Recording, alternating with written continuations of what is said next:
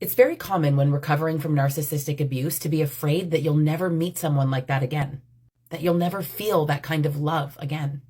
With all the love in the world, I sincerely hope that you never do. I hope that you're never lied to, manipulated, and love-bombed that way ever again.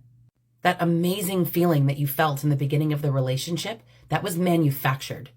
More specifically, it wasn't real. Do know that it was real to you, but it wasn't real to them.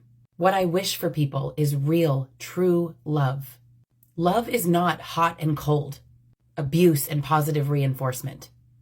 Love yourself enough to know that you deserve authentic love, and that authentic love exists. Listen, a cat would be better than a narcissist. But the point is, there is someone out there for everyone. Not only will you find love, you will find better love, real love.